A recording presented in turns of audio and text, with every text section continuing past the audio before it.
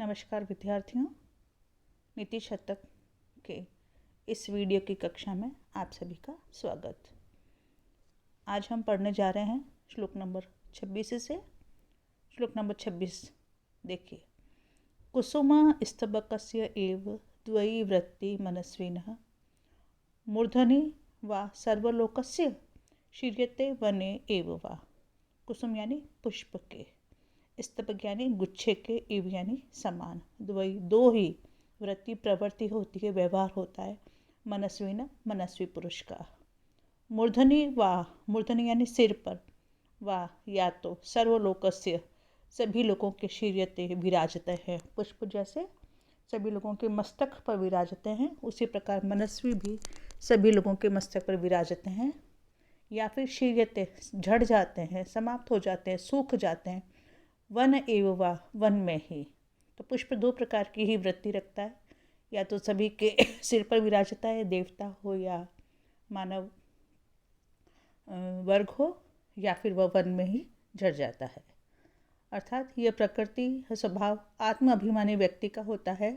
मनस्वी या कुसुम का वह पराश्रित होकर स्वयं किसी से याचना नहीं करता, उसके गुणों को पहचान कर समाज लोग स्वयं ही उसे सम्मान देता है।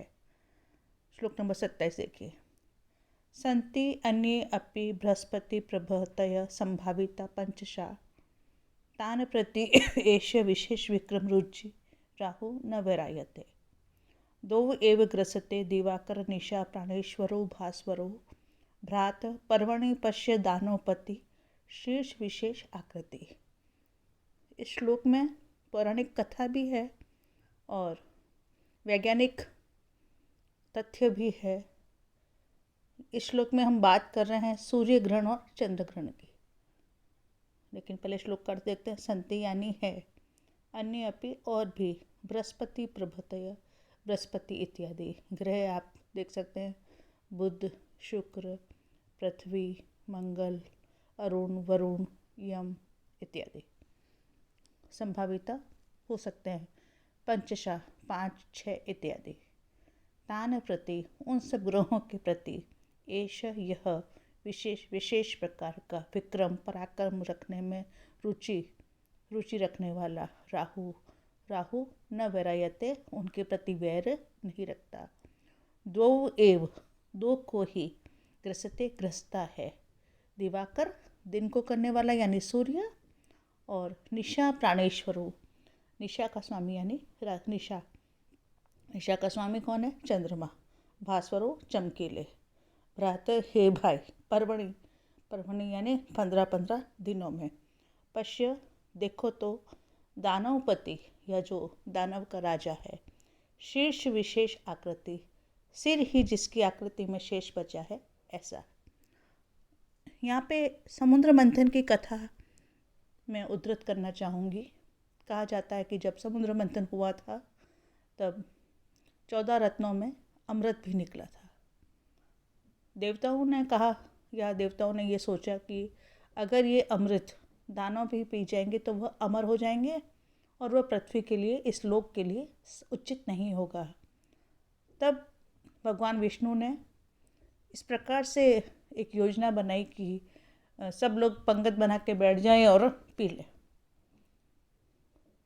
राहु और केतु ये जो दो राक्षस थे, इन्होंने विष्णु की इस योजना को पहचान लिया, सुन लिया, समझ लिया। तो वे भी देवताओं का वेश धारण करके उस पंगत में बैठ गए जहाँ से अमृत वितरित होने वाला था। सूर्य और चंद्रमा ने राहु और केतु को देख लिया। तब उन्होंने विष्णु से इनकी शिकायत की, तो कहा जाता है कि विष्णु ने अपना चक्र चलाया और उनका सिर को काट दिया। तो तब से ही राहु सूर्य और चंद्रमा से विशेष प्रकार का वैर रखता है। पर्वणि यानी 15 दिन, तो हम समझ सकते हैं कि 15 दिन यानी पूर्णिमा और अमावस्या। तो पूर्णिमा के दिन तो हमारे यहाँ पे चंद्र ग्रहण होता है और अमावस्या के दिन हमारे यहाँ पे सूर्य ग्रहण होता है। अब देखिए, संति यानी है, अन्य भी, बृहस्पति प्रभृतय या बृहस्पति इत्यादि संभाविता संभव है, पंचशा 5 6 इत्यादि। तान प्रति उनके प्रति एष यह विशेष विक्रम रुचि विशेष पराक्रम रुचि रखने वाला राहु न वैरायते, उनका वैर नहीं करता। दो एव ग्रसते, दो को ही ग्रसता है। दिवाकर निशा प्राणेश्वर, दिवाकर यानी दिन को करने वाला कौन? सूर्य। निशा प्राणेश्वर, रात का स्वामी यानी चंद्रमा। भास्वरो, चमकीलों को। भ्रात भाई पर्वणि, 15 दिनों में पश्य, देखो तो। दानवपति शीर्ष विशेष आकृति, जिसके अभी सिर ही आकृति में शेष बचा है। बृहस्पति आदि 5-6 और भी सम्मानित ग्रह हैं, किंतु विशेष पराक्रम में रुचि रखने वाला यह राहु उनके प्रति वैर नहीं रखता। हे भाइयों, देखो तो, सिर मात्र की आकृति में अवशिष्ट दानवपति राहु तेज से अत्यंत प्रकाशित दिवाकर यानी दिनकर, सूर्य और निशाकर यानी चंद्रमा को ही पर्वों पर ग्रसता है। श्लोक नंबर 28 देखिए कि जो सहनशील पुरुष होते हैं उनकी सहनशीलता का उदाहरण यहाँ पे प्रस्तुत है। वहति भुवन श्रेणीम शेष्य फणा फलक स्थिताम कमठपतिना मध्ये पृष्ठम सदा स च धार्यते तमपि क्रूते क्रोडाधीनम पयोधि अनादरात अह महताम निसीमान चरित विभूतय। अंतिम पंक्ति पहले बता रही हूँ। अह यानी ओहो, महताम महान लोगों की, निसीमान सीमा रहित होती है, चरित्र विभूतय श्रेष्ठ आचरण इत्यादि। तो चरित्र की जो उनकी विभूतियाँ हैं वह तो निसीमान सीमा रहित होती है। श्रेष्ठ आचरण जो उनका होता है, जो उनका सहनशील है, जो वो उदारशील है, जो धैर्य है, वह तो निसीमान होता है। तो सबसे पहले बताते हैं, वहति धारण करता है, भुवन श्रेणी समस्त लोगों की श्रेणी को, शेषः शेषनाग, फणा फलक फणों की पीठ पर स्थित रखकर, फण के फलक फण रूपी तख्ते पर कहा जाता है 14 लोगों को शेषनाग अपने ऊपर धारण करता है। कमठपतिना कच्छपति के द्वारा मध्य भाग पर पृष्ठम पीठ के सदा निरंतर स वह शेषनाग च और धार्यते धारण किया जाता है। अर्थात सबसे पहले तो शेषनाग भुवन श्रेणी समस्त लोगों की श्रेणी को फण फलक फण रूपी फलक यानी तख्ते पर धारण करता है 14 लोगों को। फिर उस 14 लोगों को धारण किए हुए शेषनाग को कमठपतिना कच्छप राज के द्वारा मध्य भाग पर पृष्ठम पीठ के सदा निरंतर ही धारण किया जाता है। फिर वह शेषनाग को कौन धारण करता है? कच्छप राज अपनी पीठ के ऊपर। तम अपि उस कच्छप राज को भी क्रूते करता है क्रोड़ अधीनम अपनी गोद में, पयोधि समुद्र अनादरात अनायासी, उस कच्छप राज को भी समुद्र अपनी गोद में रखता है। तो अहो, महताम महान लोगों की निसीमा सीमा रहित होती है चैत्र की विभूतियाँ। तो अर्थ क्या हुआ? शेषनाग अपने फणों की पीठ पर स्थित समस्त लोक समूह को वहन करता है। वह शेषनाग कच्छप पति के द्वारा अपनी पीठ के मध्य भाग पर धारण किया जाता है। उस श्रेष्ठ कछुए को समुद्र अनायासी अपनी गोद में रखता है। वहाँ महान लोगों के श्रेष्ठ आचरण सीमा रहित होते हैं। श्लोक नंबर 29 देखिए। वरम पक्षच्छेद समद मघवन मुक्ति कुलिश प्रहारे उद्गच्छद बहुल दहन उद्गार गुरु भी तुषा आद्रे सुनो अह पितरी क्लेश विवशे न च असौ संपात पयसी पयसाम प्रति उच्चित। कहा जाता है कि पहले पर्वतों के पंख हुआ करते थे, तो वो कहीं पे उड़ के चले जाते थे। अब वो अगर कहीं पे भी उड़ के चले जाएंगे, जहाँ पे वो अपने आप को स्थिर करेंगे वहाँ विनाश इत्यादि होगा। तो इंद्र ने एक बार सभी पर्वतों के पंखों को काटने का फैसला किया तो उसमें हिमालय भी था। तो वरम उचित था, पक्ष छेद पंखों का कट जाना, समद मतवाले मघवन इंद्र के द्वारा मुक्त छोड़े गए कुलिश वज्र के प्रहारों से, जो कैसा उद्गच्छत ऊपर की ओर निकलती हुई, बहुल बहुत अधिक, दहन तीव्र, उद्गार अग्नि की लपटों के कारण गुरु भी भयंकर। वरम उचित था, पक्षच्छेद पंखों का कट जाना, समद मतवाले मघवन इंद्र के द्वारा मुक्त छोड़े गए कुलिशः वज्र के प्रहारों से। जो वज्र कैसा था? उद्गच्छत, ऊपर की ओर निकलती हुई, बहुल, बहुत अधिक, दहन, तीव्र अग्नि की उद्गार लपटों से गुरु भी और अधिक असह्य बना हुआ था। तुषा आद्रे हिमालय के।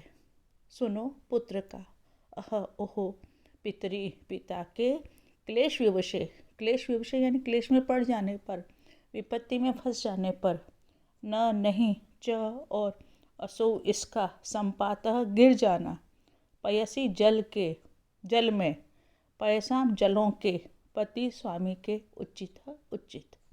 न नहीं च और असो इसका, संपातः प्रविष्ट हो जाना, गिर जाना, पयसी जल में। किसके जल में? पयसाम जलों के, पति स्वामी के, उचित। फिर से देखते हैं। समद मतवाले मघवन इंद्र के द्वारा मुक्त चलाए गए, बहुल दहन उद्गार, ऊपर उद्गच्छत, ऊपर की ओर उड़ती हुई, बहुल तीव्र दहन अग्नि की उद्गार लपटों से गुरु भी और अधिक असहनीय बने हुए कुलिश प्रहारी वज्र के प्रहारों से पक्षछेद, पंखों का कट जाना वरम उचित था। किसका? हिमालय के पुत्र का। उसके भी पंख कट जाते तो वह उचित था, किंतु क्या हुआ? तुषा आद्रे, तुषा हिम, बर्फ के, आद्रे पर्वत, तुषा आद्रे पिता हिमालय के क्लेश विवशे, संकट में हो जाने पर, हिमवान सुत, हिमवान का जो सुत है, पुत्र है, मैनाक, उस मैनाक पर्वत का, पयसाम पति, जलों के पति यानी समुद्र के, पयसी जल में, असौ संपात, यह जो गिर जाना, न उचित तो उचित नहीं था। और वैज्ञानिक भी ये मानते हैं, जो भूगर्भ शास्त्र पढ़ते हैं वह ये मानती हैं कि समुद्र के अंदर भी पर्वत है। तो टेक्निकली तो हम समझ सकते हैं कि जो हिमालय के पुत्र हैं मैनाक, वह ही समुद्र में बसे हुए हैं। और पौराणिक कथा ये कहती है कि इंद्र ने क्रोधित होकर सभी पर्वतों के पंखों को काटना प्रारंभ किया, किंतु हिमालय के पुत्र मैनाक ने क्या किया? जैसे ही उन्होंने देखा कि पिता क्लेश में हैं, पिता के भी पंख भी कटे जा रहे हैं, तो उन्होंने इंद्र का सामना नहीं करके, अपने पंखों को नहीं कटवा कर, उस पुत्र मैनाक ने अपने आप को समुद्र में गिरा लेना उचित समझा। ताकि वहाँ पे जो अग्नि है, जो वज्र है, वज्र की अग्नि जल में काम नहीं कर पाएगी, तो समुद्र में जाके छिप गया। नीति शतक कहता है, भर्तृहरि कहते हैं कि पिता के क्लेश में पड़ जाने पर पुत्र की यह स्वभाव होना चाहिए, पुत्र का यह उचित स्वभाव होना चाहिए कि वो अपने पिता की रक्षा करे या फिर अपने भी पंख कटा दे, न कि समुद्र के जल में गिर पड़े। यद अचेतनो अपि पादे स्पष्ट प्रज्वलति सवितु इनकांत तत् तेजस्वी पुरुष प्रकृत निकृतिम कथम सहते। यद, जबकि, यदि, अचेतन, प्राण रहित, अपि भी, पादे, किरणों से, स्पष्ट, छू जाने पर, प्रज्वलती, जल उठती है, सवितु, सूर्य की, इनकांत, मणियाँ। कहा जाता है कुछ कुछ मणियाँ, कुछ हीरे जो कि अचेतन है, जड़ है, यदि उनमें सूर्य की किरणें प्रविष्ट हो जाए तो वह पिघल जाती है, जबकि हीरा सबसे कठोर माना जाता है। यद, जब, अचेतन अपि, प्राण रहित भी, जड़ भी, पादे, किरणों से, स्पष्ट, छू जाने पर, प्रज्वलती, जल उठती है, सवितु, सूर्य की, इनकांत, मणियाँ, तत्, तब, जिनमें प्राण है, कौन? तेजस्वी पुरुष। तो तेजस्वी पुरुष परकृत निकृतिम, दूसरों के द्वारा किए गए निकृतिम अपमान को कथम सहते, कैसे सहन कर सकता है। सिंह शिशु अपि निपतति मद मलिन कपोल भित्तिषु गजेषु प्रकृति इयं सत्वताम न खलु वय तेजसो हेतु। सिंह का शिशु अपि, सिंह जब शिशु होता है तब भी वह निपतति, आक्रमण करता है, मद मलिन, मद जल से मलिन, कपोल भित्तिषु, कपोलों वाले, गजेषु, हाथियों पर। सिंह जब छोटा होता है तब भी वह मद से मलिन, कपोल वाले हाथियों पर आक्रमण करता है, शिकार के लिए, उनको खाने के लिए। तो नीति शतक कहता है भर्ती इति, प्रकृति थी, यह प्रकृति है सत्वताम, सत्वशालिनों की, बलवानों की। वय तेजसो नहीं, तो वय यानी आयु, तेजस हेतु न, पराक्रम का हेतु नहीं है कि वो कोई कितना बड़ा होगा तो उसमें पराक्रम ज़्यादा होगा। वय, उम्र कभी भी पराक्रम के हेतु नहीं होती, क्योंकि सिंह का जो बालक है वह भी तो हाथियों पर आक्रमण करता है। जाति यातु रसातलम गुणगणः तत्र अपि अधः गच्छतु, शीलं शैलतटात् पततु अभिजनः, संदहतां वह्निना शौर्ये वैरिणी वज्रम आशु निपतति, अर्थो अस्तु न केवलम येन एकेन विना गुणा तृणलव प्राय समस्ता इमे। जाति, अब देखिए मनुष्य धन के पीछे किस किस चीज़ का त्याग कर देता है या किस किस की गणना नहीं करता, उनको सबको जाने देता है। नंबर 1 जाति। जाति भले यातु चली जाए रसातलम, रसातल में जो मनुष्य की जाति है वह भले रसातल में चली जाए। गुण गण हो, जितने भी उसमें गुण है उस मनुष्य में, तत्र अपि अधो इति, ऐसा